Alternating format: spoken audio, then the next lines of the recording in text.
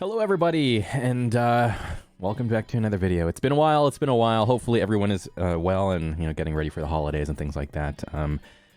Apologize, of course, for not making a video in so long, but, today we're talking Aeon Trespass Odyssey. Thanks to everyone who's been in the Discord and as well, even just commenting on my Kickstarter and GameFound comments still saying, they really liked my Kingdoms Forlorn content and they're excited for more. Don't worry, I will be planning on recording some more Kingdoms Forlorn stuff. I know they've already put in some updates to it, so I'm excited to check it out and see sort of what they've done with it. But I finally got my Aeon Trespass Odyssey copy. I was one of the later ones, unfortunately, but I got it, I think, like maybe 2 weeks or so later than they initially were getting received, and unfortunately my DHL sort of screwed me over and almost lost my package, but FedEx picked it up and was able to get it to me before the weekend. So I've had it for a couple of weekends now, was able to play with some friends for a couple of weekends, so we've had about 10-ish hours, I think, in the game total, and I think I've played enough.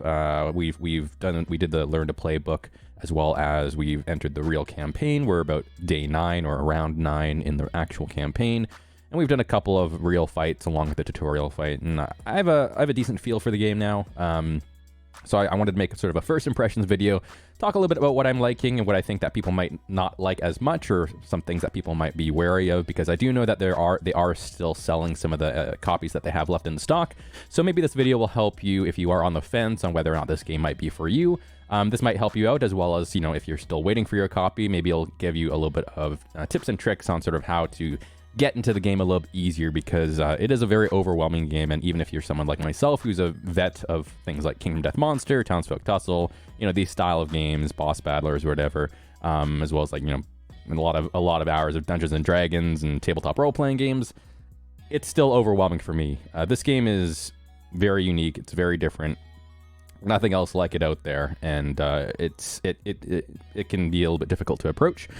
So, yeah, let's just dive in. So let's go over things that I like and, sort of the big pros that I'm seeing so far. First off, the production quality. It is absolutely fantastic, and they've done everything's just super high quality. I haven't had any issues with the cards or anything like that. The only thing I had was one of my miniatures broke in delivery, but honestly, with how big the game was, I sort of expected something to be broken by the time it got to me. And luckily, it's a pretty small thing. It's just like one of the pillars on the larger miniatures fell off, and luckily I build Warhammer miniatures, and I can just glue that sucker right on super easily, so nothing wrong there. But yeah, the art especially, and just everything, the books are really, really, nice and sturdy. I think I might still go to like Staples or something and coil bind them just to make it easier to flip through and stuff like that. I might do that, but we'll see. But overall, I've had no issues with everything, and even putting together the Triskelions when I thought it might be some issues there. Everything works really, really well. I do know that there's some people that have had some issues, I've read, but I think they just had some faulty parts. Into the Unknown Studios has a pretty good support, I'm sure. They're very communicative, so hopefully everyone else's copy gets there safe and sound, though. So that's number one, production quality. It's just for how well it's priced and how much content you have in the game and how high quality it is. It's super, super solid. And speaking of solid, number two, it's got a very solid tutorial. With a game like this, it's imperative that you have something that really gets people into the game, and especially you can't assume that they maybe have played games like this in the past, like Kingdom Death Monster, for example. So safe to say the Learn to Play book is 100% the way that you should start.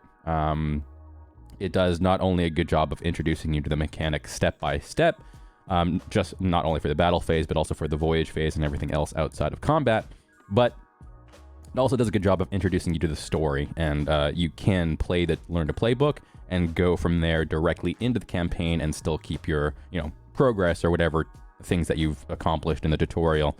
You get to still keep that if you want to as well. And then there's alternate rules that if you just want to start straight away into the campaign, that is a direction that you can go to if you already are comfortable with the rules. But I definitely recommend doing the tutorial. They do a good job of doing that. Obviously, it's impossible to make, with a game this scale, it's impossible to make a perfect tutorial that encompasses every single thing you need to know, so you still will have to reference quite a bit between books, but it does a really, really good job, and I had no issues with it. Number three, it feels fresh. It is, when I was coming to this game, I almost expected to, have a pretty good feel for it, like a pretty good sense of familiarity. Even playing like the Kingdoms Forlorn prototype or whatever, But with how many hours I've played of Kingdom Death Monster, I was pretty comfortable coming into this game. But this game is like more than a boss battler, and I think that's the biggest thing. Is like, obviously Kingdom Death Monster is sort of the go-to when we compare these style of games, because that's really the big head honcho when it comes to these big box games, because there really aren't that many of them. But I think it's sort of almost unfair to compare it to Kingdom Death Monster in the sense that it is a boss battler, but it is so much more than that. And there is, I think, people who expect something like Kingdom Death Monster might be maybe not disappointed, but they might find it unexpected on how different it is compared to KDM, with how the narrative aspect works of it and how much you do outside of combat, because it isn't like Kingdom Death Monster where you are flipping back and forth between just a fight phase and a town phase type of thing. So it's really, really cool. It feels really fresh, and once, even in just these initial 10 hours, I can already tell this is a very special game. And so it's super, super cool to feel. Is just like, it just feels very unique. Number 4, when it comes to the narrative and the writing, when you have such a large focus on the narrative aspect, the writing should be good. And safe to say, I think they really, really nailed it. The writing is engaging, and it really does showcase how epic the game is. But not only is the writing well done, I think that the way that they've integrated the choices and sort of connected everything, that is sort of a testament in and of itself, and how skilled these developers are, because I can't imagine how difficult it is to have such a branching narrative and have it come together fairly well. So the way that choices write into other choices and also reflect back onto other choices that you've made in the past, I think they do a really, really good job. And when things click, it feels really good. Feels really, really good. But yeah, the writing's good. Obviously, with it being Greek mythology themed, there is some issues with pronunciations on my end. I think there's definitely some names that are very difficult to pronounce, and I think people are going to have difficulty pronouncing them. It would have been nice to sort of have just in parentheses just the breakdown of pronunciation, in my opinion. But obviously, that would create a lot more space and make it a little bit harder to fit in, within their books. But that would have been nice. Next up, the battles. When it comes to the actual fight phase and the battles, they're extremely fun. Now, I've already played, I played them in the past, obviously, when the Tabletop Simulator demo came out, so I had an idea of how they felt. But actually seeing the full game and sort of how things integrate and come together in the battles, it feels really, really good. It feels very dynamic, and that's something that I think you don't really get a lot of, at least in the early stages of Kingdom Death Monster.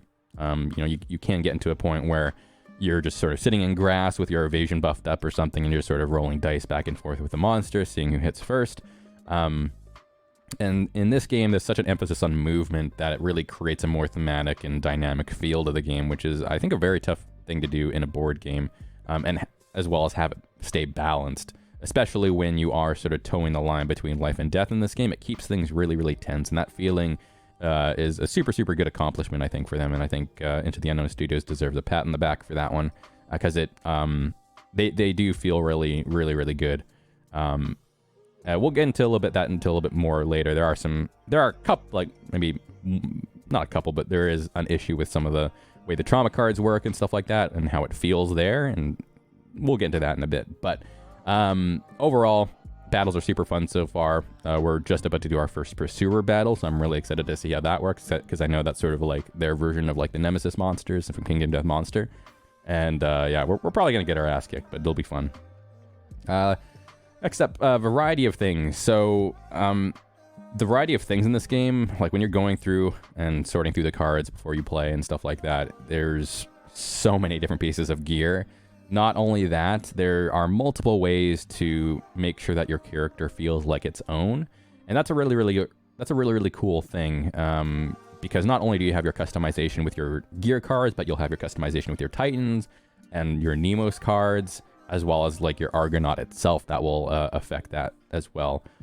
So there's a lot of angles to really customize your character and make it feel unique, which I think, again, we're going to obviously compare to Kingdom Death Monster. Kingdom Death Monster, and this isn't a knock against Kingdom Death Monster, I think they're very different games, but KDM, you obviously have just a general group of survivors that, through random things that happen to them, you can come up with these really cool emergent stories. And that's one thing that I think Kingdom Death does better, is the emergent storytelling. But not saying that this game doesn't, but because this game has a narrative, because there are more things in place already, like with the character backstories and the Nemo's cards, for example, there's less room for you to really do that in this game. They do have some blank slates for your Argonauts if you want to fully create your own character's backstory. So there is that aspect, but that's not so much emergent storytelling rather than you just sort of coming up with your origin story yourself. But so that feeling of like having a survivor or your character your own isn't really a thing in Kingdom Death Monster, but in this game it very much feels like your Argonaut is going to be your character, and even your Titan will be an extension of that, of course. And you just feels like you have a lot more control over things. One thing that I really, really do like, as well as it does feel fairly balanced so far at least, it feels like there are multiple ways that you can build out your Titan to make it actually viable and still work. That's one issue that I have with Kingdom Death Monster, is that even though there are speed weapons in Kingdom Death Monster, you are inherently penalized for doing speed weapons because of the trap card. So there's a whole set of gear and a whole play style that they have in the game for Kingdom Death Monster, but it's completely not viable if you want to actually have a good chance of winning your fights. So it's nice to see that it doesn't seem like there's any of that in this game, and especially with how the battles work in this game, and you are incentivized to be pretty aggressive and offensive. I'm very excited to see some of the cool combinations of things that you can get to. And last but not, or not last but least, but next up, loss. When it comes to losing in this game, we haven't lost yet, but I can already tell that it doesn't feel like it'll feel as bad as in something like KDM. It definitely seems like this game gives you some tools to help mitigate that. So for example, you can get this divine resource called Sisyphus Tears that'll actually help you just sort of redo fights if you lose them with no penalty. It just costs a resource, which is really, really cool. Additionally, there's even some built-in stuff like the early Hecaton fights, for example, which are like one of the first monsters you'll fight. When you're defeated, you're still able to get some rewards and resources and stuff like that. Even though your doom goes up, you still get something out of the fight, which is very much not like KDM, where if you lose in Kingdom Death Monster, that is such a huge setback. It seems like because this is supposed to be much more of a longer, like you're supposed to go over this game for a longer period of time. It doesn't seem like loss will set you back as much in this game, which is nice. All right, last but not least, the value for this game is absolutely ridiculous. The amount of content and things that you get in this game at such a high quality is... I feel like I should have paid more, honestly. Maybe that's just because I paid $500 for KDM, but that's a little bit of a tough comparison. I actually don't really like the comparison of people pricing this against KDM, because KDM isn't priced $500 because of the actual game itself. It's priced $500 because of the amount of sprues of miniatures that you get with it. If you didn't have that many sprues in KDM, it would have been likely priced the same or close to this one. So I don't really like that comparison, because you still get your money's worth of KDM, maybe not gameplay wise, but the content in KDM still is really, really high quality, because in that end, KDM's miniatures, because you have to actually put them together from sprues, they are higher quality, and they are a little bit, more detailed than Aeon Trespass Odyssey in that sense. But still, with what you get in Aeon Trespass Odyssey, I was one of the earlier backers, so I was able to get it at $129, I think, US, which was still about almost $200 Canadian for me. But still, I think they are still selling some copies on GameFound for, the rest of the stock that they have. I think it's called like the Umbral Cycles final copies, whatever. You can go on the GameFound if you haven't bought it yet, but and they're pricing that at, I think, $300 US, I think, or almost $400 with like shipping and all that stuff. That, I think, honestly is still a reasonable price for what you're getting, because you're getting so much content.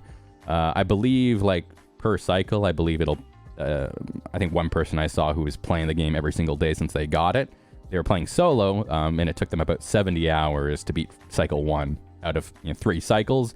Plus, if you're playing with people, it'll take even longer than that, because you are discussing things and dealing with your friends and stuff like that. So if you want to put money on like how much time you'll spend in the game, I think that is easily there. But also just with how big the game is and how many things you're doing in the game, and how cool it is, I think the value for what you're getting is awesome. Very, very good. But yeah, those are sort of a quick overview of all the things that I like. and what I think that makes the game really, really great. At least from initial, I'll of course build on top of this list as I play more, I'm sure.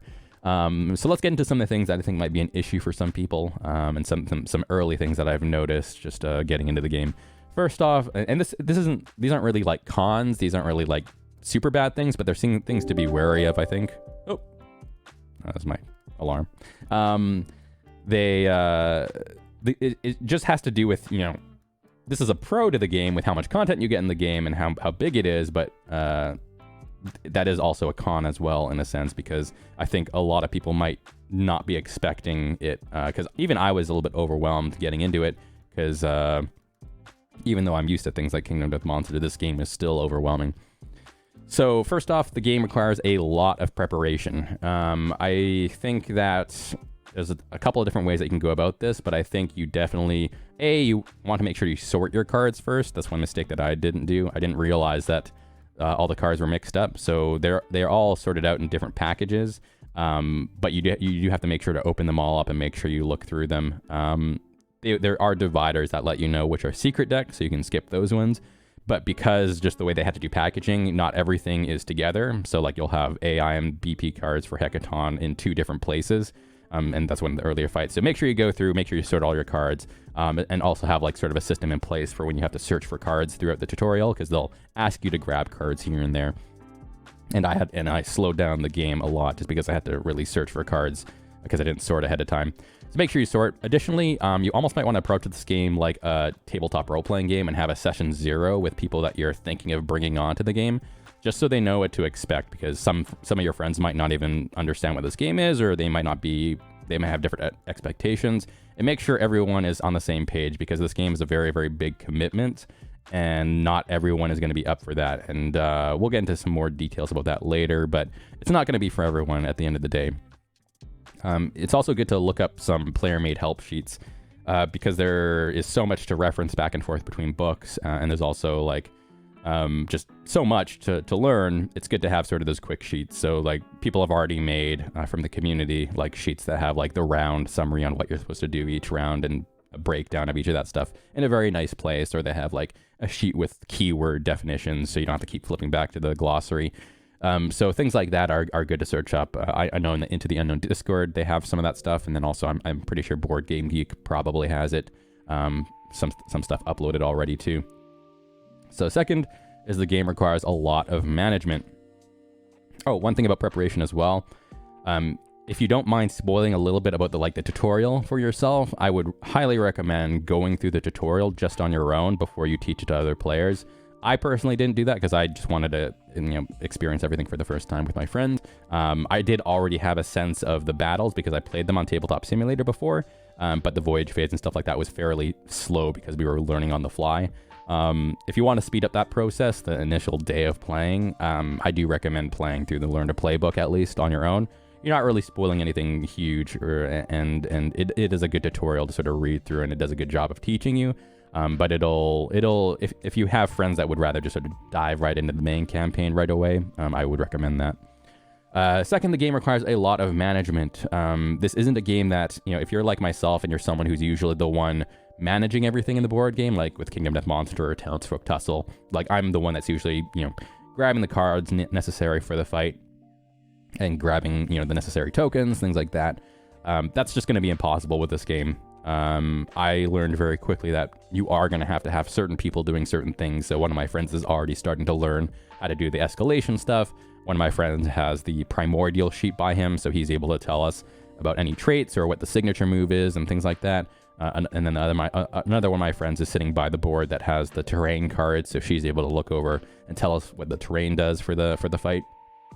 So you're going to have to make sure to assign roles. You're going to have to figure out what works best for your play group. But yeah, there's just so much to manage, and it's not even just the stuff in the battle. It's the stuff that you have to deal with outside of the battle as well. So that's something to keep in mind of, is that everyone's got to play their part. And so that's why everyone has to really, really know how the game works. All right, next up, the game requires a lot of space. I have a fairly decently sized table. I've had issues with no other board game, This one, it's very, very tight. I actually have to pull out, I actually have TV trays next to the tables now to create sort of extra space. And that's just a lot. Obviously, I could probably tighten it up a little bit, but when you're playing with 4 other people and making sure they have enough comfortable space on their own, there's a little, it's a little bit difficult to fit everything on the table that you need without having to have a bunch of stuff left, in the box. I will say that if you're playing solo, it won't be as bad because you are able to, you just worry about yourself and you're able to have more things off to the side that you don't really need in the moment. But in this, but with playing with other people, it's a little bit harder to do that. I think a lot of people, if you didn't do your research, a lot of people will be probably ending up having to play on the floor because, yeah, just the board itself is fairly large. And then also you have the voyage phase on top of that where you could have upwards of 80 tiles throughout the campaign because there's 80 rounds in the game, and most days you're flipping over a new tile in the game. So that's a shit ton of space. So you're going to have to figure out a system on how to swap between that and the battle phase. One thing that I'm going to probably do is I'm just going to build a big piece of cardboard and have the voyage tiles on that, and then overlay it on the actual board table when it's the voyage phase, and then just whenever it's the battle phase, I can just take the cardboard with the tiles off and move it off to the side, and I think that'll be the easiest solution for most people. Because otherwise you're going to have to just keep resetting up all the tiles, and that's going to, with how many tiles you're going to have to deal with, that's just going to end up being a pain in the ass. And next up, the game will require a lot of time. Obviously, this is sort of, should be common sense, but I think, again, it's important to note that because it's a narrative game, that requires a lot more time in and of itself. It requires a lot more of a commitment from people. Because in something like Kingdom Death Monster, if someone has to drop out for a session and come back later on, like, they're not really missing out on much. Like, there's not really any overarching story. But if you are someone in this game who has to miss a couple of sessions in a row, that's going to create a little bit of an issue when you come back. You might be quite a bit more lost where things are and what's going on, because there is also a lot more to do outside of the battles, right? And it's not just, simply upgrading your equipment. So not everyone is going to be up for that commitment because you again, sort of going back to the initial point, you almost do want to treat it like a tabletop role-playing game. Like it is a commitment. And especially if you're someone who's not able to get with their play group, once a month or something like that, this is going to be a very, very difficult game to play, and it might not be a game for you and your play group in that case. So that's something to be wary of. Make sure you have adequate time set aside to get through this beast of a game, because yeah, it's not only going to take a long time to get through, it's going to take a lot of commitment from people. And while people might really like the idea of the game, with how much reading there is and things like that, that is a lot. Because not everyone is up for that. And last but not least, so this one's a little bit more just my own personal way I feel about the game. I think the game has some feel bad moments, just due to unlucky situations. And that's a little bit weird to say, I know, because obviously it's just the nature of these style games. But in Kingdom Death Monster, you have these, just insta-kill moments and stuff like that. But because your survivors aren't really your own, like your Argonaut here is, for example, it doesn't really create a feels bad moment. Plus, just with the nature of Kingdom Death Monster, you're sort of it's sort of expected of the game, right? And just the way it's framed, it's either just so over the top ridiculous that makes it funny, or it's just one of those things where it's like, oh, it's Kingdom Death Monster and it is what it is type of thing.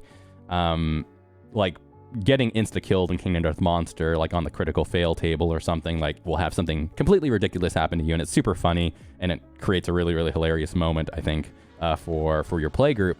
In this game, I can already tell it doesn't feel that way. It feels worse, and I think that's just due to the nature of sort of the way the game's framed. Like, it isn't framed as grim as Kingdom Death Monster, for example, and like you are fighting these really cool titans that you sort of want them to survive, and you really do care about them surviving till the next fights and things like that.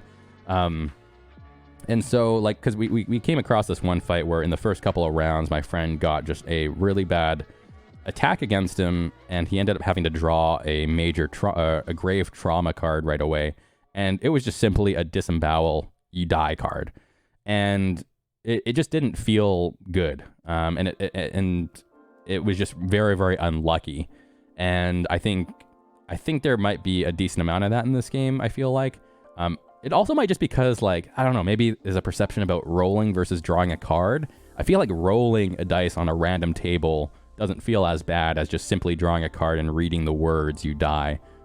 Maybe that's just me, but it's just sort of how I perceive it. I think that's one thing that, you know, because you're towing the line between life and death in this game, it is going to create those just unlucky moments where you do insta-die.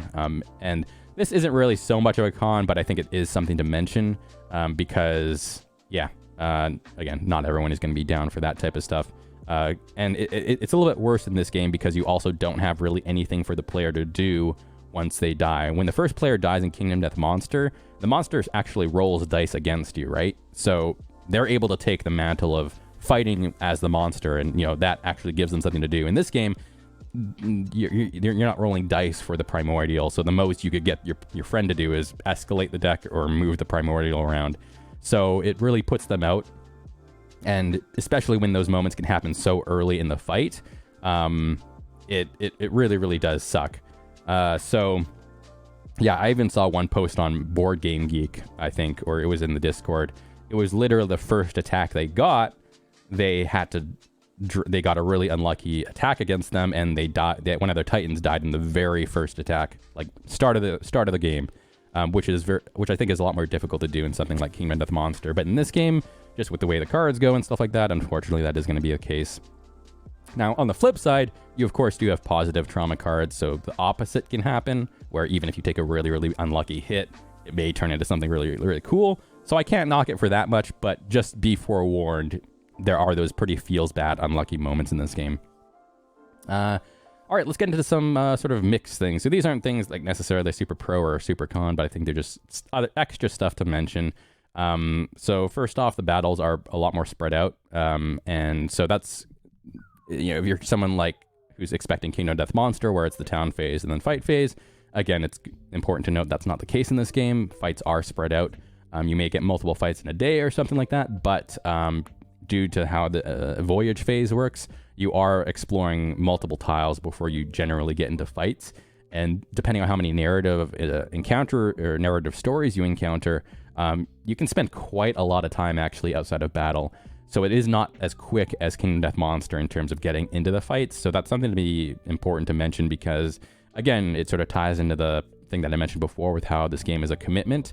Not everyone is going to be, some people might want that little bit more quicker experience and just mostly focus on the fights. This game is very much has a lot more focus on the narrative. I think there's like a good chunk of the game is actually outside of combat. So just be forewarned. Second is, this is self-explanatory or common sense, I think, for this game, but this game has a shit ton of reading. And I think people are, when you start opening up the books and you're starting to see these paragraphs, I think people are going to be almost a little, they might not even expect that much reading in the game. And I think this is important to mention because it is very engaging and it requires a lot of focus. And if you're someone who plays a lot longer game sessions, you're going to need to make sure to take more often breaks or have your game sessions shorter, because I think people will fatigue a lot more in this game because you're not able to have really much downtime in this game because everyone sort of has to do their part and you have to be super focused. The fights are a lot more dynamic and you have to stay really engaged in the fights and be paying attention to all the different mechanics and different pieces moving. And when it's outside of the battle, you still have to be very engaged because you're listening to a story and these choices really matter a lot. So you're gonna have to really pay attention and figure out what the best course of action is. And not only that, you're of course discussing, what to research for technology and deciding on choices and things like that. So, yeah, it's very it takes a lot of energy, and I can definitely tell by the end of the game sessions in Aeon Trespass Odyssey, I do feel our play group is a lot more fatigued than they were doing longer game sessions of something like Kingdom Death Monster or Townsfolk Tussle. So something to keep in mind, just to be prepared. Stay hydrated, definitely, especially if you're like me and you're the reader. So yeah, those are just sort of some extra things to mention, but overall, I'm having a really fun time in the game. I think it's an excellent game. I think it's something special, and I'm very excited to keep playing through it. I know people have been asking me to do gameplay content. I don't know when I'm going to be recording gameplay content, and I don't know how I'm going to approach that yet, because again, I bought this game for my friends and I don't want to spoil anything for myself. So I think I'll wait until we're further into the campaign before I think about starting any solo content. I will maybe make some more videos like this talking about sort of experiences and sort of where our campaign is at, maybe give some campaign updates and things like that. But I think as we're further down, maybe I'll just do some fights like in a vacuum. Like maybe I'll grab some random gear cards and, you know, maybe some random titans, and we'll just have like a closed off fight in a vacuum that's not really going to affect any campaign or anything like that. So just to get some gameplay out there, but I'll of course want to make sure I get into some later fights before I start that. Yeah, that's gonna do it for me. Hopefully this video went on longer than I expected, but thanks so much to everyone who stopped by till the end. Let me know if you're playing yourself. Let me know what you think about the game. I'm sure I maybe got some things incorrect, or maybe the way I perceive some of the things in the game are totally off the wall crazy, and I made some bad calls there. But this is just my very, very early impressions. Like the things that I mentioned in this video, I'm sure they'll evolve and change over time, because there's so much game to explore in this. But yeah, I can't wait to keep playing. So thank you so much for watching, and I'll see you in the next one.